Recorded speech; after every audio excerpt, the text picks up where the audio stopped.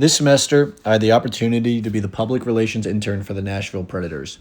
It was an incredible experience, and throughout this video, I will take you through a day in the life as a PR intern, major project I worked on, and reflect on my leadership experience in this role. While I was the office intern, the game days were by far the most exciting days that I worked. So for this video, we will be going through a day in my life on a game day, and in this video, it was the Predators facing the Calgary Flames. Now, the day starts at my desk, where I create the nameplates that will be used in the press box for that game.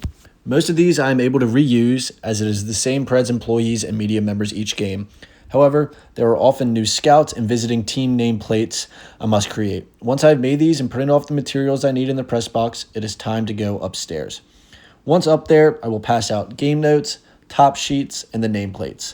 You can see these things in the pictures and videos, but I try to make each sheet as neat as possible. It is the small things in PR that can go a long way, which I have realized very quickly. This normally takes me a good bit of time, as there are around 70 to 80 seats I need to fill with the proper materials. The small things are really what make a strong PR department. In this game versus Calgary, their radio play-by-play announcer, Derek Wills, had recently lost his father. So we decided to set flowers on a spot and let the small card. Wills then tweeted out the gesture and thanked the Preds. Small examples of goodwill such as this have taught me so much in this experience and about the world of PR. Now, depending on the game, there are other times that we will gift items to our local media to show our appreciation. Nashville is a much smaller hockey market than most of the cities that host an NHL team, so it is important that we thank the media members that cover our team. In these pictures, you can see us gifting Philip Forsberg bobbleheads, one of Nashville's best players, and Smashville basketball jerseys to our media members. After I have the press box set up, I venture down to media dining. Here's where Preds employees and media are offered a meal prior to puck drop. My role here is to check credentials and set up the TVs with various NHL games or whatever big sporting events are taking place in that moment. Then, I go upstairs to the media lounge to make sure everything is set up for the game that night. This is where media members can snack and eat food at different intermissions and help themselves to various beverages.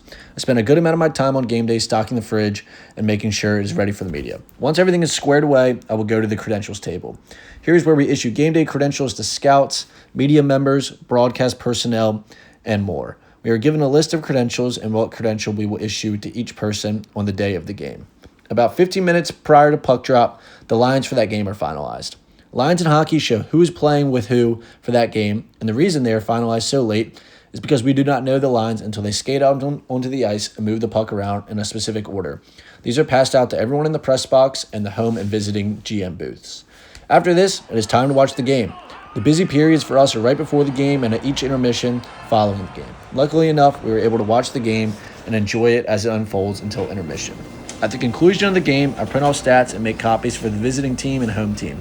I run them down to the event level where I will hand off them to a visiting team's PR staffer and then someone in our PR staffer. We then go to the press conference where we hear from head coach Andrew Burnett, who answers questions from the media. There is more that goes into a game night, but I wish I could have recorded everything. Now, I will detail a major project I completed during this externship. On October 23rd, the Predators called up their first-round pick from the 2023 draft, Matthew Wood. Wood is one of Nashville's most promising players, has been a huge boost for the team that was struggling to score prior to his arrival. I was given the opportunity to write the press release that announced Wood's recall.